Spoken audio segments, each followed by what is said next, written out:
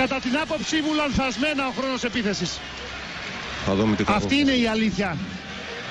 Για να δούμε αν θα μετρήσουν το καλάθι διαιτητές. Εγώ λέω την άποψή μου. Νομίζω ότι λάθος έγινε εδώ και ανανεώθηκε ο χρόνος επίθεσης. Δεν είχαμε νέα 24 δευτερόλεπτα.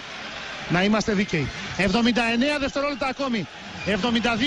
Σύσκεψη των διαιτητών για το αν θα μετρήσει το καλάθι.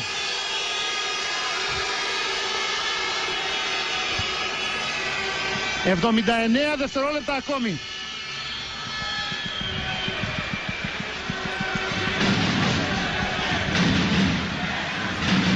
Πρέπει να αλλάξει κατοχή για να ανανεωθεί ο χρόνος επίθεσης. Αυτός είναι ο κανονισμός. Μετράνε το καλάθι. Ναι, το μετράνε. Για να δούμε. Μια στιγμή. Δίνουν την μπάλα σε εμάς, αλλά με πόσο χρόνο επίθεσης. Άρα δεν το μετράνε με 4 δευτερόλεπτα χρόνο επίθεση για την ελληνική ομάδα. Και αυτό είναι το σωστό. Να είμαστε δίκαιοι. 1 και 19. Έχουμε επαναφορά 4 δευτερολέπτων. Δεν είχε αλλάξει η κατοχή. Οι εξηγήσεις προς τον Γιώνας Κασλάουσκας. Και τόσο ήταν ο χρόνος.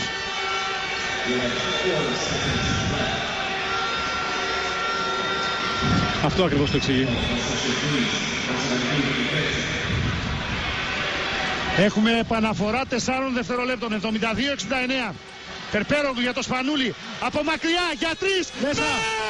Ο Κιλμπίν καθαρίζει το μάτς και στέλνει την Τουρκία στο Καναβάτσο. Τώρα αυτοί χρειάζονται θαύμα. 75-69. Και εμείς να μην αυτοκτονήσουμε. Όχι ξανά. Είχαμε αυτή τη διαφορά και την αφήσαμε. Ηλιασόβα σε σου 3 πόντων. Ευστοχή στα 63 δευτερόλεπτα.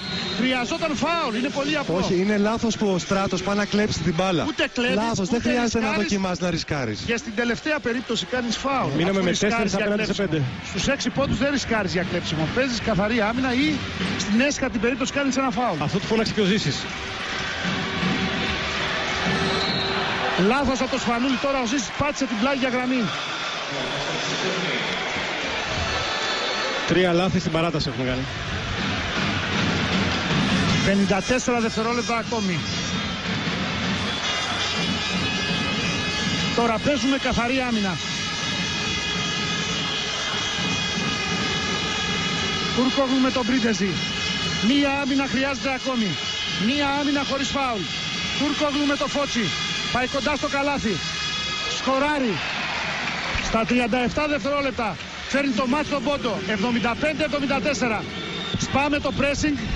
Φώτσις, λάθος πάσα. Θα υπάρξει κι άλλος χρόνος. Να είναι πεδαριώδη αυτό το λάθη. Τουρκόγλου. Με τον Περπέρογλου. Τουρκόγλου. Σουτ εκτός ισορροπίας. Δεν είναι καλό. Ριμπάρα τον Περπέρογλου. Μπράβο Στράτο. Τώρα πρέπει να κρατήσουμε την μπάλα. Πάσα από το Ζήση. Περπέρογλου. Ευθυνδιασμός με τον Πρίντεζη. Όχι φάουλ. Πρέπει... Εδώ δεν κρατάς την μπάλα στα χέρια σου, πασάρεις γρήγορα, είναι ο Πρίντεζης στον ευθυνδιασμό, τελειώνει το μάτς. Δεν πειράζει, δεν πειράζει παιδιά. Ακόμη 10 δευτερόλεπτα. Η Πλάστιγκα γέρνει ξανά προς το μέρος της Ελλάδας. Τέταρτο φάουλ του Ηλιασόβα. Έγιναν λάθη, τι να κάνουμε, γίνονται μέσα στο μάτς. Έγιναν λάθη, όλοι κάνουν λάθη. Όποιος δεν δουλεύει δεν κάνει λάθη. Ηρέμησε Γιώργο.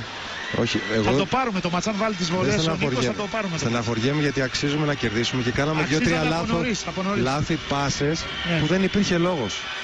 Ζήσης από τη γραμμή 75-74. Ζήσης στα 10 δευτερόλεπτα χάνει την πρώτη βολή.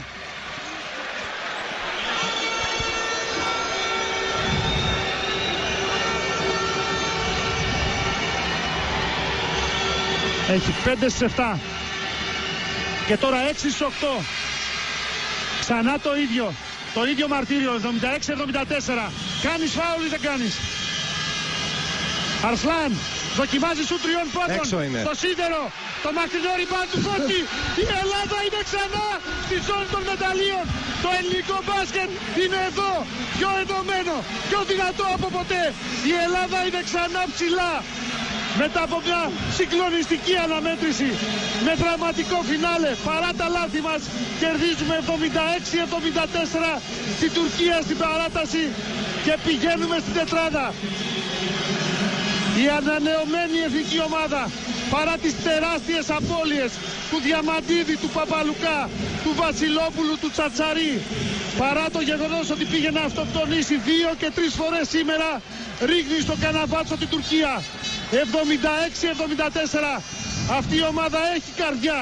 Και αυτή η ομάδα έχει καρδιά. Έχει κότσια, έχει ψυχή και παίρνει την νίκη. Και τα λάθη είναι μέσα στο πρόγραμμα, γιατί μιλάμε για άπειρους παίκτες, οι περισσότεροι εξ αυτών. Αν και το τελευταίο το έκανε ένας πολύ έμπειρος και ο αρχηγός της ομάδας ο Βότης, ευτυχώς δεν κόστησε. Κάναμε 2-3 λάθη όταν αλλάξαμε την άμυνα σε ζώνη και σε ζώνη πρες στο τέλος, που κάναμε πάσες στον αέρα. Απαγορεύεται η πάση στον αέρα. Τέλος πάντων δεν μετράνε καθόλου αυτά. Και κερδίσαμε. Η ώρα για τα όλε. Πολύ μεγάλη νίκη.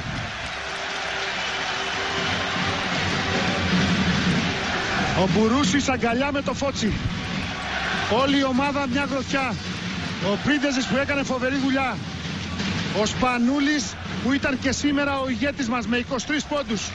Και ας έκανε 2 λάθος πάσες στο τέλος, ενώ μπορούσε να τελειώσει το μάτς με διεισδύσεις και εύκολα lay-up. Ο Ζήσης με 14 πόντους. Ο Μπουρούσης με 11. Ο Σκοτσιανίτης με 9. Ο Φώτσης με ένα φοβερό double-double με 11 πόντους και 13 rebound. Και εδώ η κάρτα με τα συνολικά στατιστικά. Η Ελλάδα παίζει αύριο με την Ισπανία στον ημιτελικό. Δεν τους συναντήσαμε στον προημιτελικό, τους βρίσκουμε στο δρόμο μας προς τον τελικό. Απλώς θυμάμαι τον Πρίντεζ, το τρίποντο, το κρίσιμο που έβαλε από τη γωνία. Θυμάμαι την άμυνά του, άσχετα αν κάποιες φορές μάρκαρε ένα παίκτη που είναι πολύ μεγάλος παίκτης.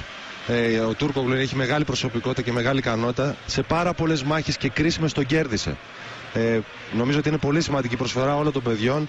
Και εμείς αγανακτήσαμε κάποια φορά γιατί βλέπαμε κάποια λάθη που δίναν τη δυνατότητα στους Τούρκους να μπουν στο παιχνίδι. Δηλαδή ουσιαστικά σήμερα θα αυτοκτονούσαμε άμα χάσαμε. Και μετά από καιρό πήραμε μάτς και πάλι με ανατροπή. Με ανατροπή και αυτό που είπες, Ευαγγέλη, μετά πολύ σωστά, καιρό, ότι αυτή η ομάδα έχει χαρακτήρα. Γιατί ήμασταν 7 πόντους πίσω προς το τέλος του παιχνιδιού σε ένα παιχνίδι που ήμασταν συνέχεια μπροστά. Με την ψυχολογία δηλαδή εις βάρος μας. Και βρήκαμε τον τρόπο με πολύ μεγάλα σουτ, με θέλει στην άμυνα να γυρίσουμε, άσχετα αν ισοφαριστήκαμε στο τέλος του κανονικού παιχνιδιού. Για μένα είναι τεράστια η νίκη, πολύ μεγάλη επιτυχία και αυτόματα αυτή η εθνική ομάδα είναι επιτυχημένη με την είσοδο της τετράδα. Εγώ δεν θα την έλεγα αποτυχημένη ακόμα και αν χάναμε. Βέβαια. Και ας έγιναν τόσα πολλά λάθη. Απλώς